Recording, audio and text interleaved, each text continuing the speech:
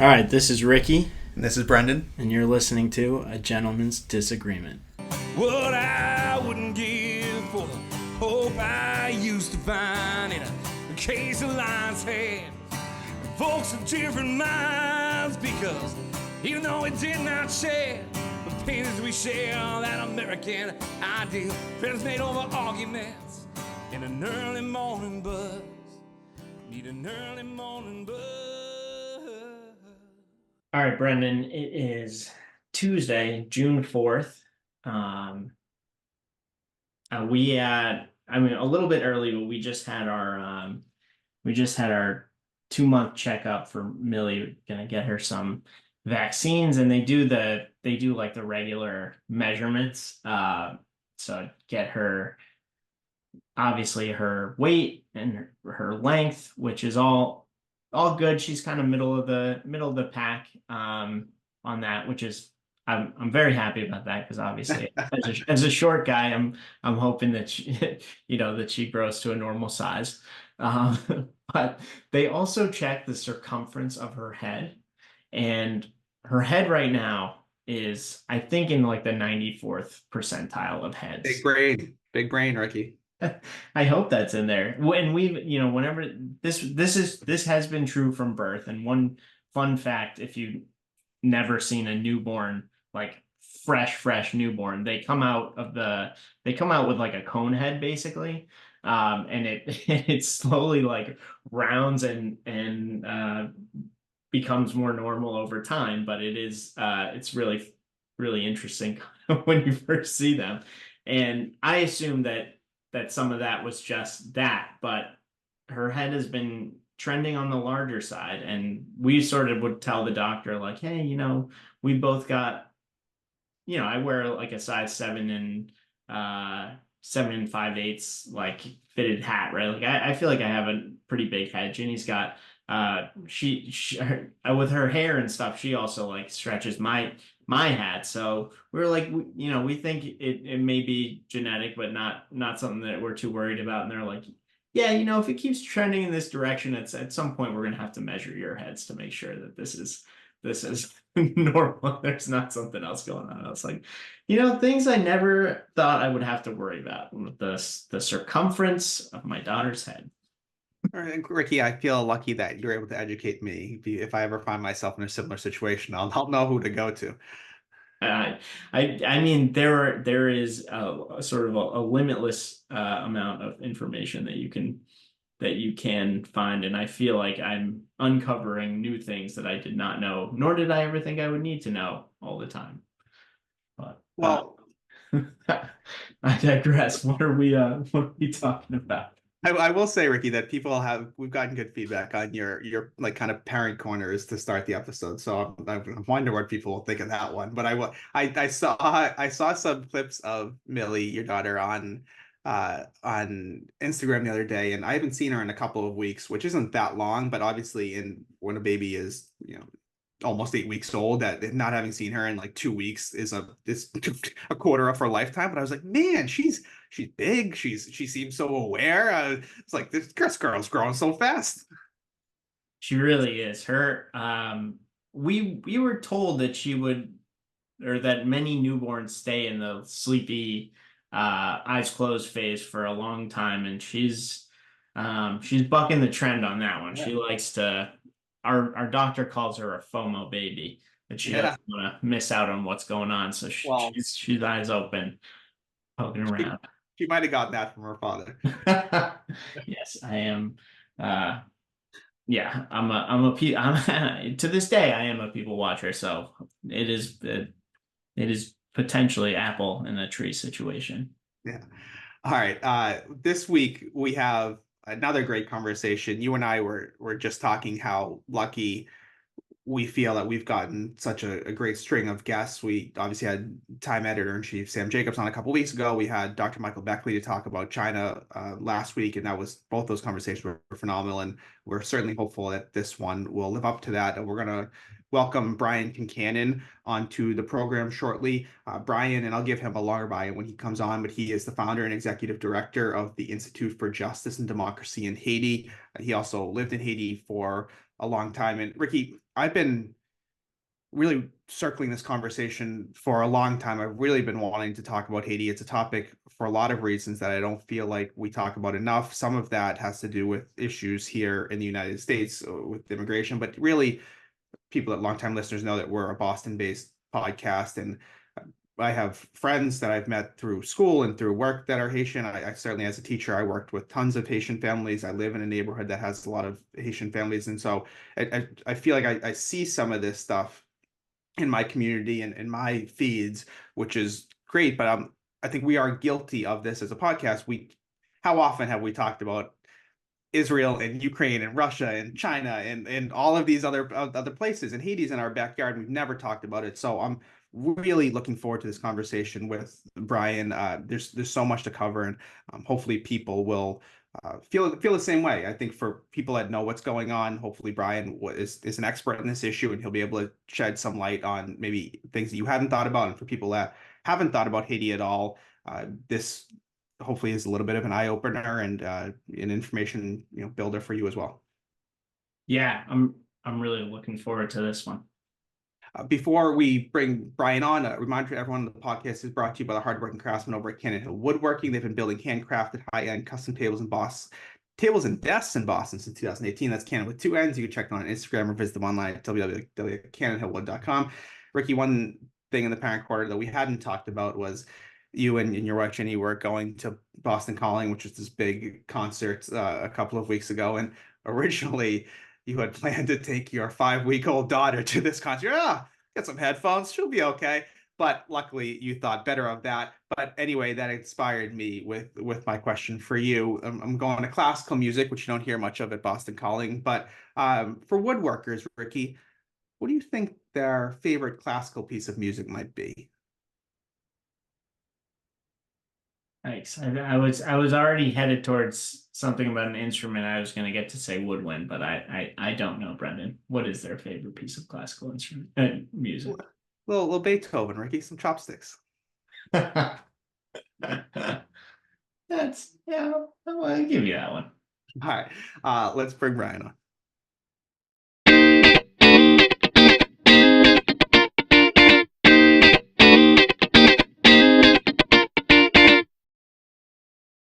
All right, we're now thrilled to welcome human rights lawyer and activist Brian Concannon onto the program. Brian is the founder and executive director of the Institute for Justice and Democracy in Haiti, IJDH for short.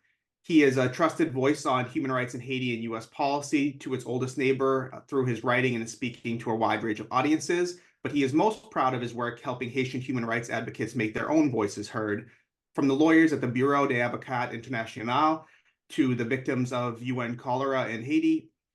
Brian lived and worked in Haiti from 1995 to 2004, first with the United Nations, and after 1996 with the Bureau des Avocats Internationaux in Port-au-Prince, Haiti. He returned to the U.S. to start at IJDH in 2004, when a U.S.-supported coup d'etat overthrew Haiti's elected government and demonstrated that no progress in Haiti would be sustainable unless the U.S. and other powerful countries respected Haitian sovereignty.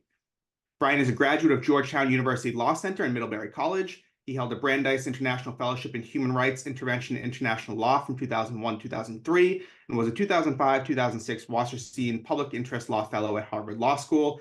Brian, thank you so much for joining us today. Well, thank you, Brendan, and Ricky, too, for having me on. I appreciate you covering Haiti. I appreciate you inviting me, and I'm really looking forward to this discussion. So Haiti is an issue that I have long wanted to talk about for a number of reasons, but I guess I want to start and ground this discussion in the fact that this is like three Americans talking about Haiti. The two of us are white Americans, and like in your bio, you noted that what you're most proud of is helping Haitians have their own voices heard. And I imagine this is something you've thought a lot about as an American, particularly maybe a white American, in all of your work in Haiti. And how do you kind of make sense of all that, where you do want to advocate for Haiti? Like, it doesn't mean, like, doesn't disqualify us from having these discussion and conversations. In fact, I feel like we need to have these discussions, conversations, but how do we balance our talking about Haiti versus allowing Haitians to talk about and advocate for themselves? Yeah, that's a great question, and probably the central question of my professional life. I'm not sure I have a clear answer, let me tell you a little bit about how I got to where I am. So, as you mentioned, I lived in Haiti for 9 years, and I went there feeling that what I was doing was really bringing the advantages from my privileges to Haitians. So I had the privilege of growing up in a country that had not had coup d'etats, that had elections as scheduled, that was relatively prosperous. I had the opportunities for education, and I felt okay. I was going to take the privilege that I had been given as a white middle class American, and bring them to Haiti, because Haiti did not have regular elections, did not have stability, did not have prosperity, and I felt that there would be, that the benefits of my privilege would be beneficial to Haitians. And I was there for 9 years. I'd like to think that I was helpful, but what happened in the end was, during the 9 years I was there was pretty spectacular progress in Haiti's governance and healthcare and education, really across the board. It was still, there was still a long way to go. There were still pretty deep-seated problems, but there was just, amazing progress that had not been equaled before and has not been equaled since.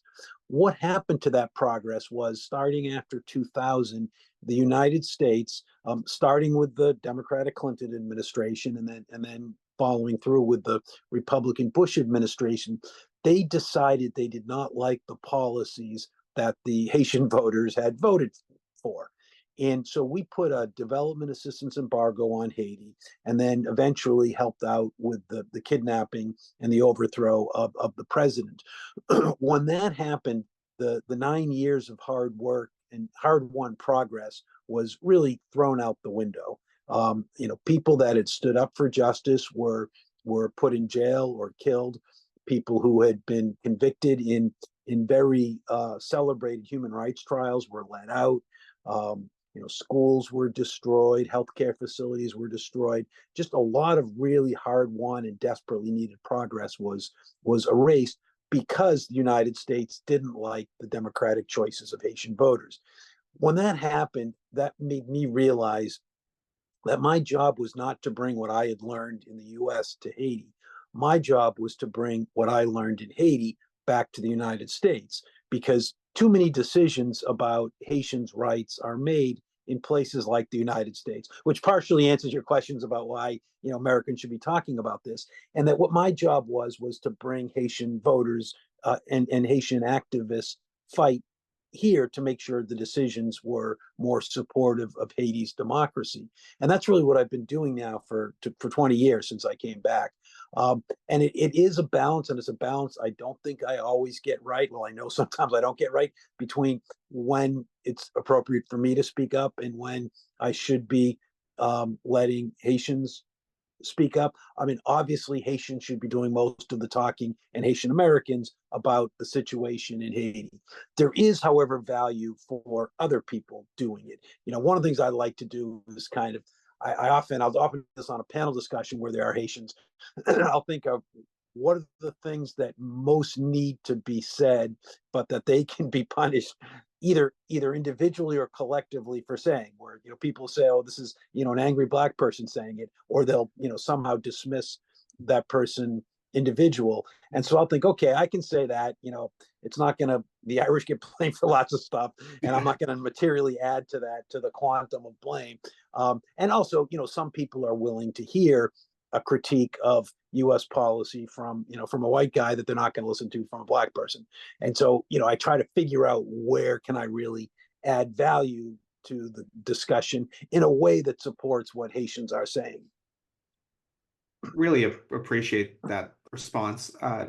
Haiti is not the only country where the U.S. has intervened in democratically elected governments because we didn't like who was democratically elected. So I want to talk about, but Haiti's maybe the most egregious example of continued U.S. intervention in one country. I'm sure there are other countries that might contest that, but Haiti's right up there. And so I want to talk, if you could give a little more context to the history of U.S. in particular, and maybe foreign intervention in general in Haiti in the 2 centuries since they were free. They threw off the yoke of French colonialism, I think 1804. But if you look at U.S. intervention, we have probably most infamously the occupation of Haiti from 1915 to 1934 across four different presidents, starting under President Wilson, and then like in more recent history. Now you talked about the interventions with under the Clinton and Bush administrations, but we have President President Trump, you kind of cut off the Venezuelan oil and energy that was flowing into Haiti, which crippled their economy for a number of reasons, and certainly under President Biden, I'm sure we'll get into this, allegedly maybe supporting the latest installation of their prime minister. So, and that's not even mentioning like the UN peacekeeping, quote unquote, peacekeeping troops that were in there in 2010 that not only committed like intentional atrocities, but also precipitated the cholera outbreak in Haiti. So I don't even really know where I want to go with this question, but what about Haiti has made it such a magnet for U.S. and other foreign intervention? Yeah, so Haitians listening to this program, they're going to smile at your long historical explanation, because they, if you ask a Haitian, like, why is there trash in the streets today? They'll often go back to 1804, because, they insist that that history is relevant as to why their state can't do basic things. And, this is a Boston-based podcast. I'm a homer, so I'm not going to go to 1804. I'm going to start in 1798. President John Adams of Braintree. When he was president, Haiti was not independent. As you mentioned, they won their independence in 1804, but they were largely independent in the second half of John Adams' presidency. And Adams looked around. I mean, he was, he signed the Declaration of Independence that had good stuff about freedom from tyranny. And he looked around and he said, wow, these people are fighting our fight. They're trying to be free, and this is going to help spread freedom throughout the hemisphere. And so he supported, at the time it was Toussaint Louverture who was running Haiti, and Adams gave Toussaint and his forces aid. He traded with them, and developed mutually useful commercial relationships between the U.S. and Haiti. That was all working really well until the presidential election of 1800. Adams was beat in that election by his vice president, Thomas Jefferson, who also, he wrote the Declaration of Independence, but he also enslaved people and raped some of his slaves. And Jefferson, like Adams, agreed that the Haitians could run their own country and would spread freedom to the rest of the hemisphere. And to him, that was a horror, because the freedom that he was afraid of was freedom from slavery. So when Jefferson became president, he immediately slapped an embargo on the Haitians. And when they became independent in 1804, he refused to recognize that independence. That the refusal, Jefferson's policy of not recognizing Haiti, continued until 1862, because our slavery continued till 1862. And it was not long before Lincoln signed, during the Civil War, not long before Lincoln signed the Emancipation Proclamation, that he recognized Haiti. And he explicitly did it as part of this fight against slavery. And, we've kind of had, so the rest of U.S. history is this tug of war between the Jeffersonian policy of keeping Haiti down and the Adams policy of trying to support Haiti. And listening to your account of that history, most of the time Jefferson has been winning, including the U.S. Marine occupation from 1915 to 1934, including support for the Duvalier regimes who were openly repressing their people. But as long as they provided a vote against Cuba in the OAS, we were letting them do whatever they wanted to. We supported the kidnapping of President Aristide in 2004. The current government, which is on its way out, we think, in Haiti, but basically for the last 12 years, Haiti's been run by a party called the PHTK party. And that party was literally put into office by Secretary of State Hillary Clinton when she forced Haitians to change the electoral results to put a man named Michel Martelly into the second round, and he won. And since then, the PHTK has been running Haiti, supported very persistently by the Democratic and the Republican administrations since then. all to the disadvantage of Haiti. But what what those presidents all have in common is that they do what the U.S. asks. And so you have this dynamic of presidents like President Aristide, who was elected in 2000, who are implementing our ideals of democracy, just like Toussaint Louverture was trying to implement our ideals of freedom. The Haitian leaders who are implementing our ideals of democracy, they get overthrown, where the ones that are repressing are supported because they do what we ask. And that's obviously a direct conflict in what I like to think of are fairly or should be broadly shared views of democracy and human rights among Americans. I think that's a great sort of summary. Is probably too basic of a word, but of kind of the overall position towards Haiti and how we've thought of it as this kind of symbolic place where, I mean, whether you were, pro-abolitionist or anti-abolitionist in the 1800s, or anti-communist in the 1950s, right? That what happened there mattered because it may represent or give ideas to other places that were perhaps more important to us. And we haven't even really talked about sort of the French obligation here, but maybe we'll just bundle it all. Given sort of the history that you just gave, what is sort of the Western obligation as it, vis-a-vis Haiti today? I think that's a really good question. I think the first obligation is clearly to allow democracy to happen in Haiti.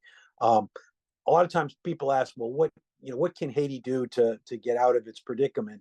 And I only half jokingly say is get a whole bunch of towboats and tow it farther away from Florida out to the middle of the Atlantic Ocean, and it'll immediately have some improvements. That's not going to happen. But it really isn't. It should not be a hard ask for the U.S. to stop interfering in Haiti's democracy.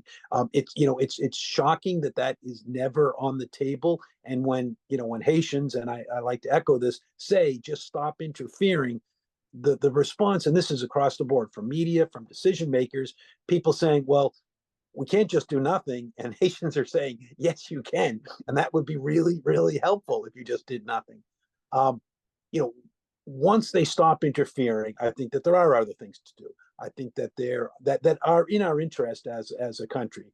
I think that we should provide some support for Haiti to be a stable democratic country. It's expensive.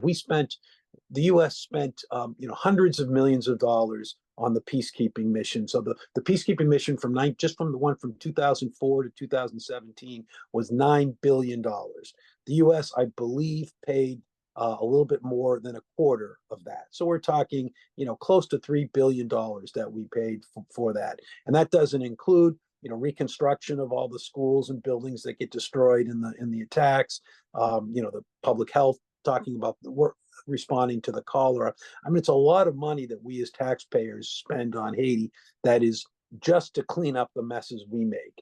And it would certainly be better as a taxpayer to pay to fix things and build things, and have Haiti as a stable, prosperous, trading partner, ally, things like that. And I think the third level is, you mentioned the French, and so I think this is very important to Haiti's history, and as you mentioned, that Haiti's often a symbol of something. Back in 1825, so we're getting up to the 200th anniversary of it, France forced Haiti to pay for its independence. I mean, Haiti had won its independence the old-fashioned way, by winning militarily, but the French said, well, and because the U.S. and nobody else would recognize Haiti, France was able to come back and say, we're going to take over and reinstitute slavery if you don't pay us off. And paying us off wasn't just for loss of crops, the loss of animals, the loss of plantation buildings. It was for the loss of slaves. So Haitians who had won their independence, won their emancipation, were forced to buy themselves out of slavery 20 years after independence. And they did it through this loan that took over 100 years to pay off. And it really crippled Haiti's development for that 100 years because they had to put everything they had into export agriculture because that was where they got the hard currency to pay off the loans, and that prevented investments in education, in industry, in developing commerce, and basically developing the economy and the society that stable societies developed during that 100 years. And so Haiti does have a very strong legal claim for that money back. The problem with that, from Haiti's perspective, is that worries people. It's not just the money that Haiti calculated back in 2004 that France owed them $21 billion. That's an amount of money that France could afford. I mean, it's a lot of money for France, but it's something that they could afford. What France was worried that it couldn't afford was Haiti opening the door to broader reparations claims. Haiti's reparations claim is uniquely strong legally, and the concern by France and also the United States was that if Haiti's able to prevail on its uniquely strong legal claim, then that would open the door for claims that may not be as strong legally, but have the similar moral foundation. And that could be very expensive for France, for the United States. And that was part of the reason why France and the U.S. Kidnapped Haiti's president. And, that ended that particular lawsuit pretty well. But Haitians are still, they're still claiming they're owed the money. Yeah, God forbid these Western wealthy countries, make up for all of the harm that they've inflicted on people. It was Ricky. I appreciate you getting into that because Ricky and I were talking before, and Ricky wanted to get into reparations that France might have owed. So I appreciate again you addressing that. But now I'm going to be one of those people that now say, with all that said, given the current situation, the U.S. can't just do nothing. And I will give like a layman's overview of the current situation, why I've wanted to talk about Haiti for these past few months, and please, after, feel free to supplement it with actual expertise. But my real question is, kind of given all this, how can we do nothing? But so briefly, we've done an awesome job at kind of explaining how Haiti's current crisis is not just a result of what's happened in the last few years. It's a result of all of these factors that have accumulated over tens and hundreds of years.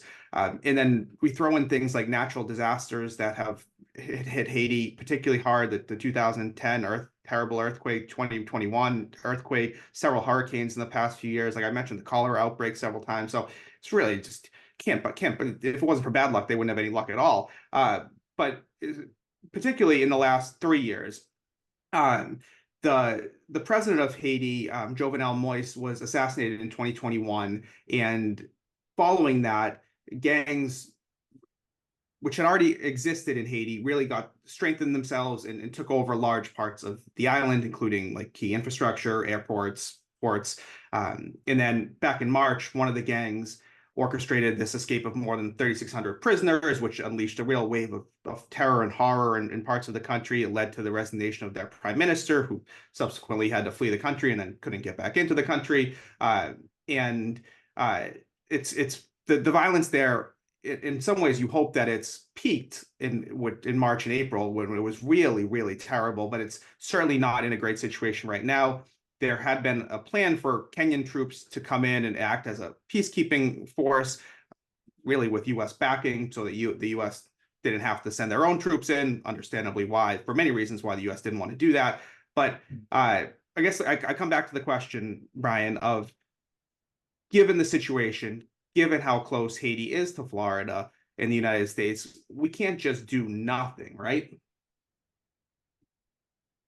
So maybe we can, but what we should do, first of all, is let a Haitian government with some legitimacy take power and ask them what we can do to help. So how does that happen, given the current state of Haiti? Well, so it gets harder every day because we've been saying that for years, and the U.S. instead just kept supporting the PHTK to put Haiti deeper into this hellhole. I mean, this wasn't just the gangs just didn't themselves jump up. I mean, they were armed, they were paid for, they were tolerated. They were let out of prison by the PHTK government, and in part because they were going after pro-democracy activists. And the U.S. finally, on March on March 6th, the prime minister could not get back into Haiti, so it was no longer useful to the United States. So the U.S. pulled its support for him. At the time, some Haitian organizations came forward and said, we've got this proposal for a 5-member transitional council to move Haiti forward. We're even giving the outgoing government one of these 5 seats. And it was otherwise a fairly broad set of broad spectrum of people represented on that 5-member council. The U.S. and they did this through CARICOM. They said, fine, we'll accept it, but we're going to add 2 more seats in, and we're going to give those 2 seats to parties associated with the PHTK government. So the voting members were expanded to 7. There's 2 observers, so it's technically 9, but there's really 7 votes on the council. PHTK associated parties have 3, which isn't quite a majority, but all they need to do is to make an alliance on any one issue. And so they have a huge amount of power, which has discredited the council and has made the council's process much more complicated. Here we are, we're now 2 months later. They've named someone who's been a prime minister, but haven't quite installed them. Things are going extremely slow, and they have not developed public consensus. So the United States missed a huge chance. All they had to do in March was say, thanks, Haitian civil society, for coming up with this agreement. Go ahead, go for it, and input it, and we'll support it if it's democratic. But they had to have something they could control, and that's causing the problem. What we've been calling for is the U.S. to stop giving support to anybody associated with the PHTK. The other thing, the problem, and I think this was assumed by your question, is this issue of foreign military support. There is currently a planned, it's called the MSS, the Multinational Security Support Mission, that was scheduled to be deployed a week ago and 2 months ago and 4 months ago, and no one really knows when it's going to come. There's lots of problems with that mission. One of them is that it was designed for and it was requested by the PHTK government as a way to support it against popular democratic opposition. So Haitians don't trust it. It's also being led by Kenya, where Kenya is 7,000 miles away, no ties with Haiti, did not even have diplomatic ties ever in its history until September. And it's really Kenya's taking the job because the U.S. is paying it billions of dollars to do it. So you clearly have a mission that's being sent to prop up U.S. interests in the PHTK, which Haitians distrust. There's no reason why the U.S. couldn't say, okay, we're going to put that aside and we're going to allow Haitians to come up with a request, and we'll support it if we think it's useful. And aside from Haitians not liking it, it's facing headwinds in the U.S. Congress. The Republican heads of both the Senate and the House Foreign Affairs committees, they've been writing letters for months telling the administration that they need basic information about what this mission's going to do before they'll fund it. And the administration's been kind of yelling at them for stopping the mission without providing the information. It was a month ago, it was reported that the State Department was giving them a 35-page document. This is for, the request of a mission that's going to be hundreds of millions of dollars, and they're giving them 30 pages of details. And it's, it's tempting to think, okay, we have a security issue. There's an issue of people with guns. So the solution is other people with guns. And that is, it's tempting on a superficial level, but it's going to be extremely difficult to do. I mean, if we could get rid of gangs by just sending a few people with guns, we wouldn't have gangs in South Boston or Dorchester or cities all over the United States. The gangs are a complicated problem and involves, what's going on socially, what's going on economically, what's going on educationally, and you're not going to solve that with people with guns. What is going to happen if the mission is deployed, if they get over some of the other hurdles, they're going to probably take the city centers pretty easily, but the gangs are just going to go into residential neighborhoods where they have some support, where they're very hard to dislodge. And that's going to do is that's going to get the international force frustrated, and they're going to start shooting. And they're just going to be shooting first, asking questions later. They will probably hit, along with women, children, people, and other people who have no associations with gangs. They'll probably hit some gang members, and that probably will temporarily reduce the amount of gang violence. But that's not a solution. And we know that's the case because that's what the UN did last time. And there's nothing in those 30 pages of planning that shows how this mission is going to be different than the last one. It sounds like you've seen this movie before. Yeah, there actually is, and no one will watch it. There's a movie was actually made about this, and we keep telling people who are supporting the mission they got to watch this and tell us how it's going to be different, and no one will because they're and I understand why people want the solution, but you need to pair your deep desire for solution with some thinking about whether whatever you're asking for really is a solution or is it going to make it worse. I guess on the topic of finding a solution, how do we create a situation that we could have some kind of election and some kind of democratic result?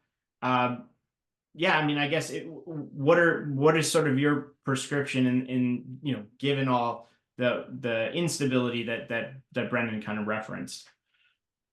Yeah, I mean, I would first again, let Haitians come up with a recommendation. So we have conversations all the time.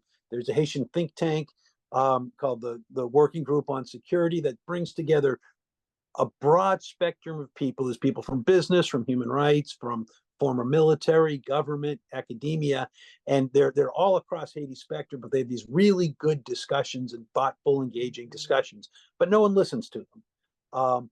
There are lots of people that have some good ideas, and they're not being used. And the Haitians are the ones who understand the situation on the ground, and they're the best able to craft the solutions. So first thing I would say is you let Haitians come up with a plan that is adjusted to their reality. And it might involve foreign troops. There's different ways of doing it. One example that has been proposed is asking the African Union to lead a force.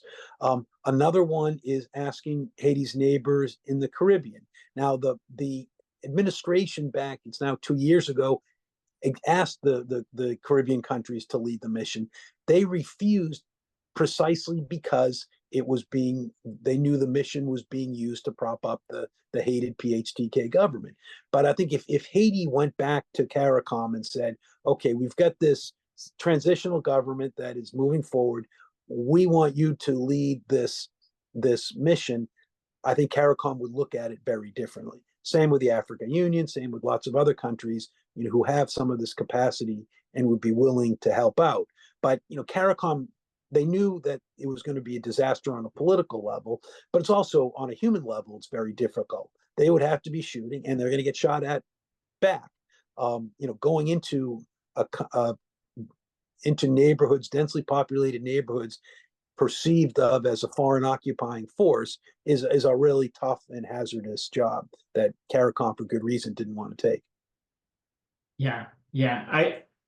I maybe want to try and fast forward and bring this back to some of the work that you did in Haiti, sort of in your first trip over there. Assuming that, hoping that some kind of disaster with foreign troop intervention does not occur, and maybe in some time we have democratically elected leadership in Haiti that is actually for Haitians and by Haitians. A lot of the work that you've done in the past is to bring sort of human rights abusers to account, and I wonder kind of how you think about that work in the context of Haiti, but sort of broadly. I've heard some suggestions around from some of the gangs that are operating in Haiti who have obviously many dozens of murders to their resume, in addition to sexual violence and all these other things, that, some type of group amnesty to create more stability as an option. I guess, how do you think about proposals like that in moving forward, and what is the role, I guess, of our conception of justice in I guess in progress in a place like Haiti? Yeah, great question. But I'll answer that. But before that, let me touch briefly on the connection between security and elections. Obviously, having better security is going to lead to better elections. But to use another historical analogy, before the elections of 1864 in the US, lots of people are making the same arguments that they're making against having elections today in Haiti. And it was too violent. I mean, the US in 1864 was many times more violent than Haiti has ever been. With 20,000 people getting killed in a day in some battles.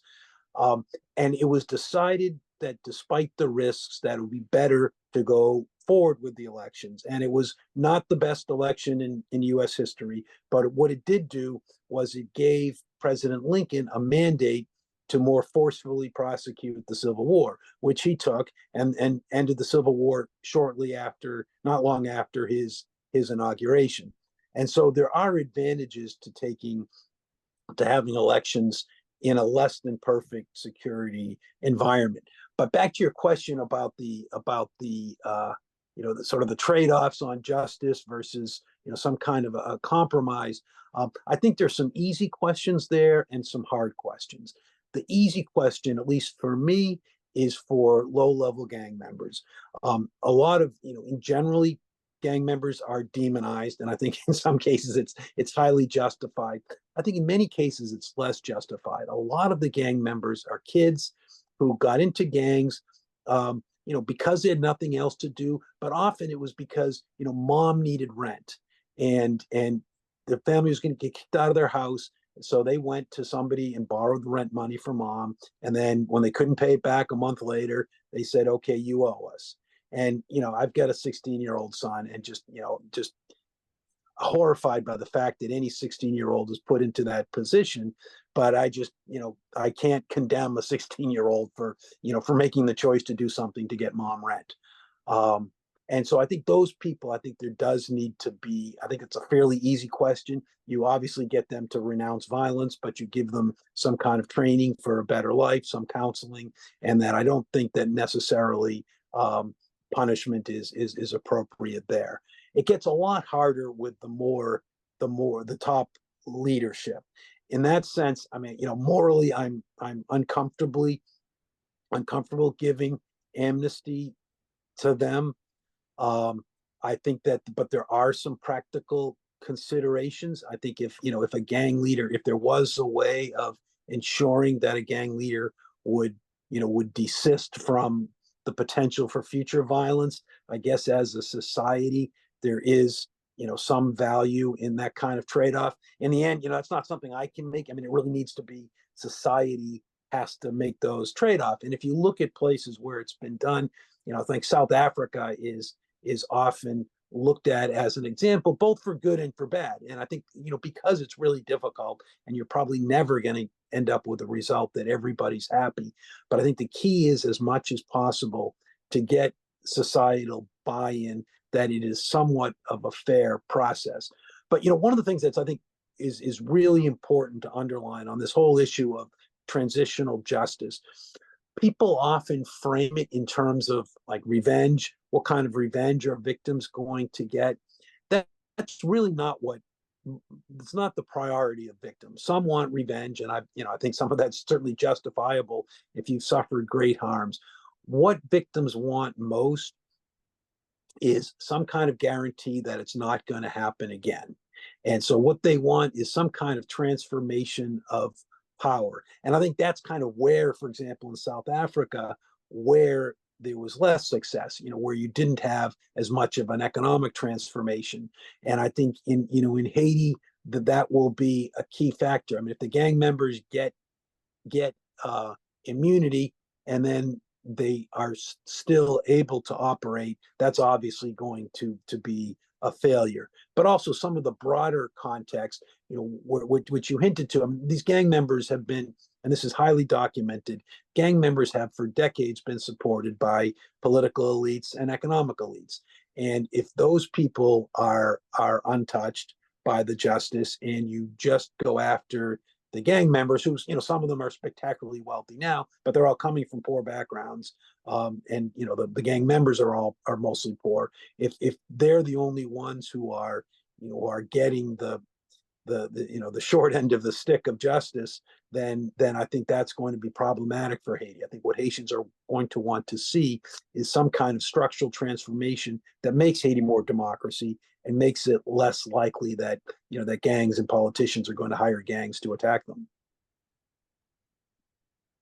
Brian, just a couple more questions for you. The first is, like, why don't we talk about Haiti more? That's a really good question. So I was a history major in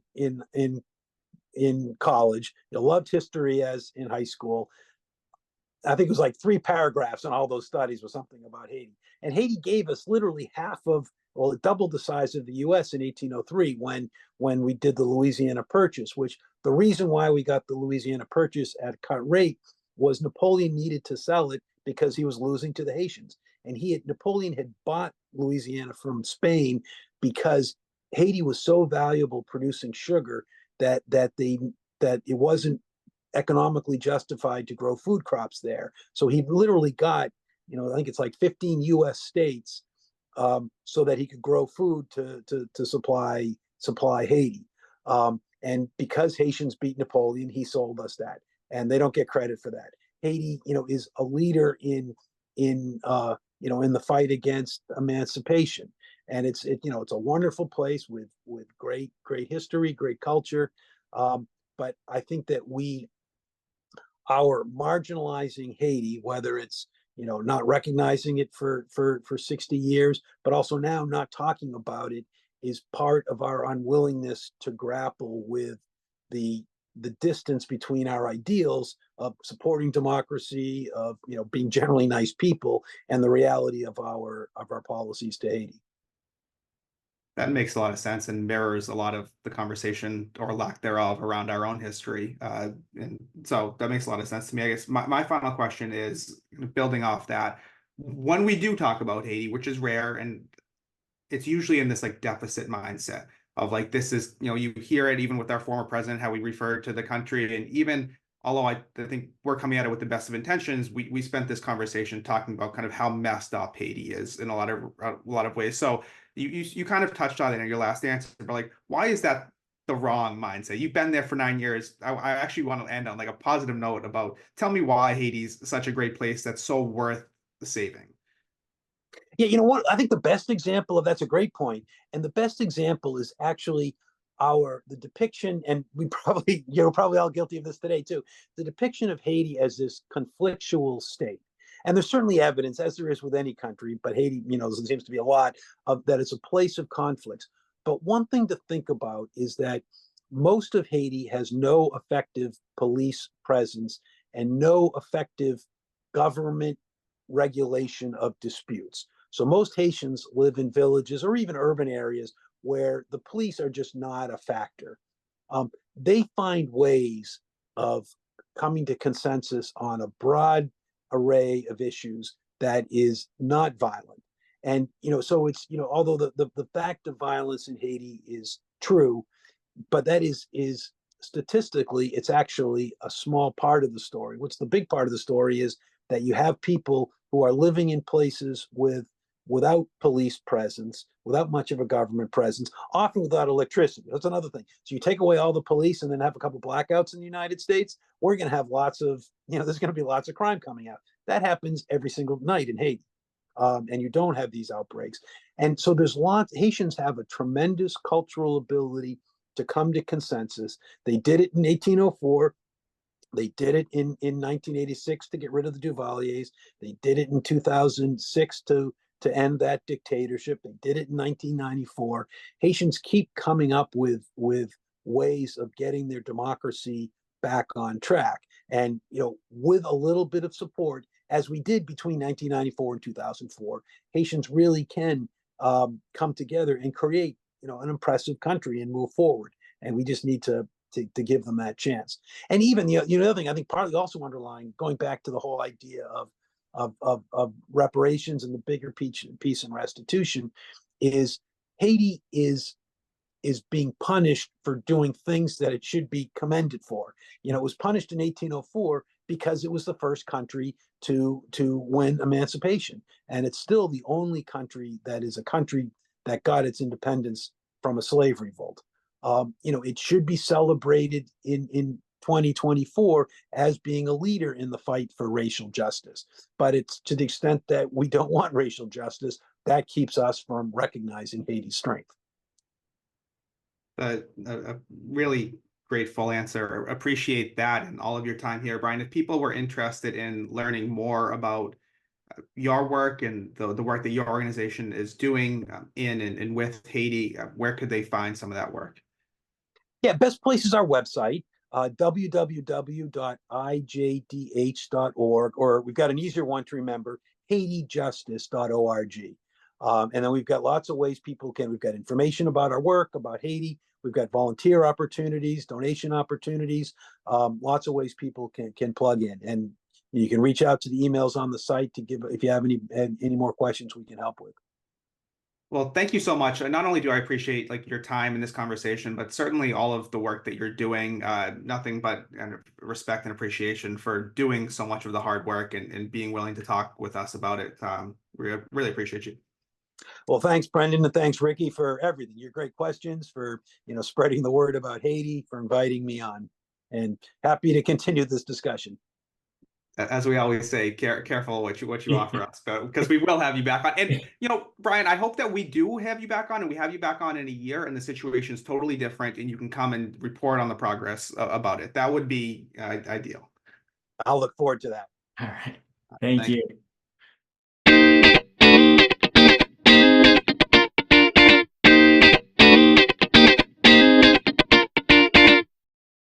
Ricky, I feel heavy, honestly, after that conversation. It was a lot mentally and emotionally to kind of grapple with. And so much of it is depressing and shameful in a lot of ways. And that's hard.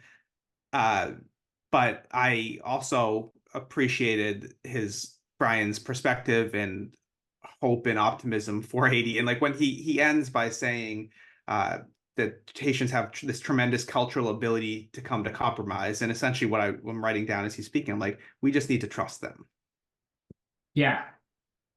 I love the way that he kind of wrapped that up. And I hate sort of the idea of using Haiti as it has been often used as this metaphor or symbol, but I couldn't help but think about any sort of quote unquote troubled place anywhere in the world, right? When he was talking about sort of what the general reaction, which is they can't do this on their own. Yeah. There's too much violence, there's too much chaos or whatever. Somebody needs to go there and do something about it. And kind of referencing there is violence, but there are also plenty of people who live there under pretty difficult conditions, but they exist and they manage to work together and sort of be I guess they manage to live their lives, and that the violence is only a small part of the story, but it's the only part of the story that we hear. And I couldn't help but think about turning on the 5:30 news, and in Boston you hear about a shooting in Mattapan or in Dorchester. Globally you might hear about something that nationally you might hear about something that happened in Baltimore, right? These are places that we think of as and that we think of as lawless, and forget that millions of people live here, and for the most part they live together. And really what has been holding them back is these outside forces that have found ways to exploit them in one way or another. I mean, the history of Haiti is a history of exploitation from the French add in the US, the Spanish were there. It has always been extracting, and then we get to this point in 2024, and it's not unlike other places that we see, Palestine, for instance. When we look at these places from the kind of global media coverage and think of them as places of destitution and really pity them in a way that we like think that, well, they can't do anything else. They're lawless, they're corrupt, they're violent. And it's just not the truth. And we've deluded ourselves into thinking this. And it's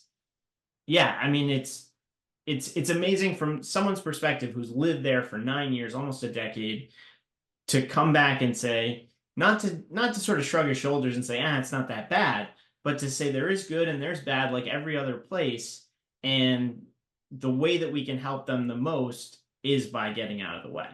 Yeah, and when he was talking about the gangs, I thought that really resonated with me, because you talk about these gangs in Haiti and they seem like we other them so much. They seem like these really terrible, awful people, and not to minimize that some of these gangs are doing terrible, awful things there. But he's connecting it to like, why do gangs exist? Again, he said in Boston, you mentioned Baltimore, Chicago, New York, LA, wherever you find gangs, it's always the same causes, right? It's lack of education, it's lack of economic opportunity, and people feeling like they have no other choice but to join these gangs. And it's a good reminder to me, like, let's stop othering this of like as if the gangs in Haiti are so much worse and more terrible than like the gangs in our own neighborhoods. And we know that the gangs in our neighborhoods are filled with a lot of people that are not quote unquote bad people. Of course, those exist. So I mean, I think you get what I'm trying to say. But there's obviously a racial component to this, Ricky, of like Western nations, predominantly white Western nations, thinking that this largely black nation can't govern themselves, so we have to step in and help them. So there's that kind of added on issue. But as Brian was speaking, this isn't that different than what we've seen with the US intervention all over the world, whether we're talking about in Central and South America or the Middle East or other African countries,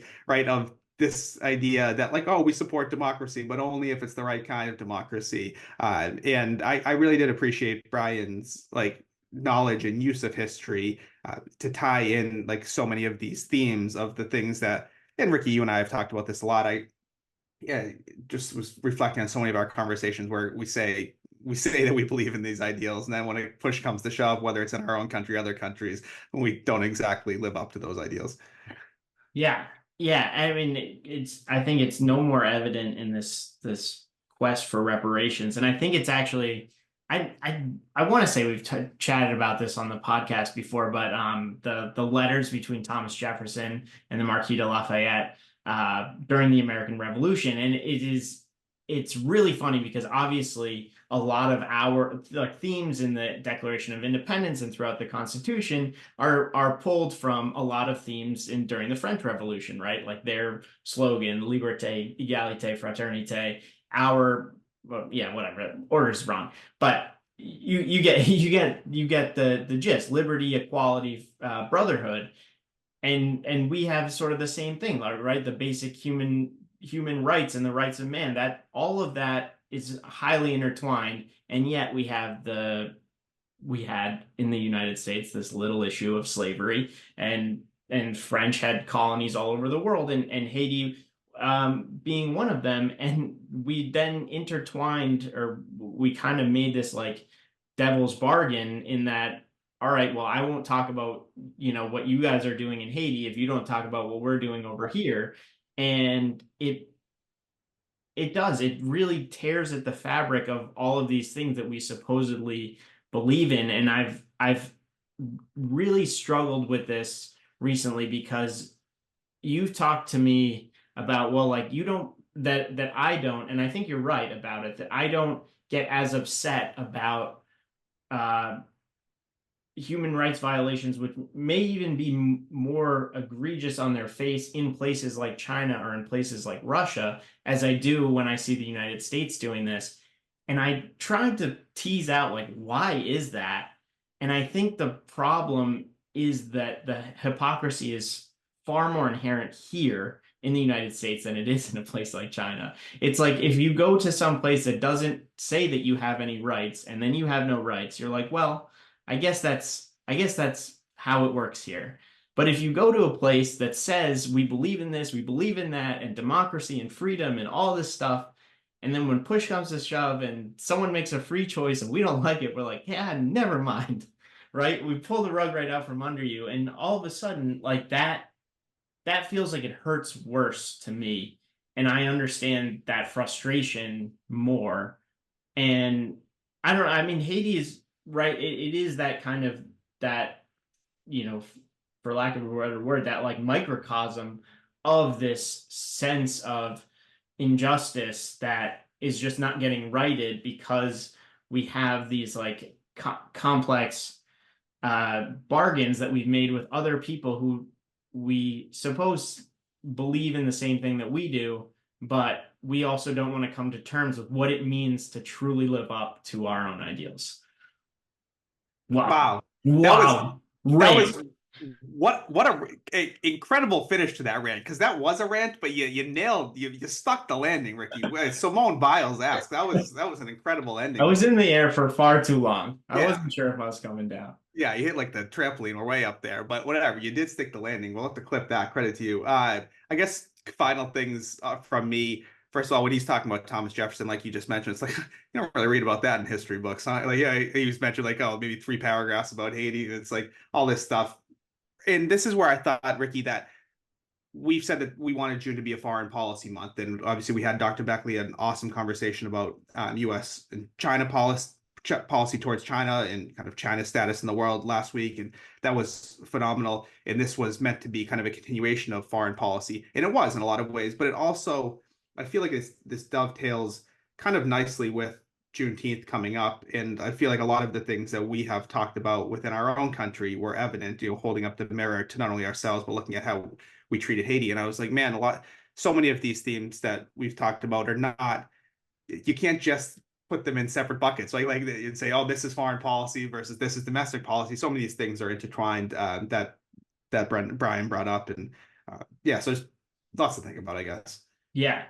Maybe my parting thought will be one of the things that I came across while sort of trying to do a little bit of research before this episode is exactly one of the things that Brian hit on was the case for reparations in Haiti, which I think is a very interesting one. Like he talked about the lack of infrastructure from roads and bridges, but also just like basic things like electricity. And if the double debt and how France basically said that you have to pay us for the fact that we don't own your slave, we don't own the slaves anymore, and we don't get the benefits of that labor. How much money that was, I think they calculated 21 billion, but in terms of lost opportunity of economic growth within a country, if you had been able to keep that money there and invest as similar Latin American countries had done over the years, like how much different the situation would be. I think the case for reparations in Haiti is really, really interesting one. So I encourage people to read a little bit about that. And yeah, I think if you Google kind of the France and the double debt, you'll sort of see what that's all about. And as Brian mentioned, it's not a hard line to draw why the United States doesn't want France paying Haitians any money. Right. Indeed. But I guess with that, we can call it a day on this one. Yeah, I mean, again, thanks to Brian. That was another phenomenal conversation. We continue to be incredibly lucky to talk to people like that. If you're listening for the first time, you can follow us on Instagram at @A_gentlemen's_disagreement. You can follow us on X, formerly Twitter, at The Real Gents Pod. And obviously, you can listen to us wherever you get your podcasts. We appreciate everyone who listens, whether you are a repeat listener, a longtime listener, or a new listener. So thanks to Brian. That was great. Yeah. All right, man. I'll see you, buddy. Till next time. What I wouldn't give for the hope I used to find in a case of lion's head. Folks of different minds, because even though it did not share the pain as we share that American ideal, friends made over arguments in an early morning buzz.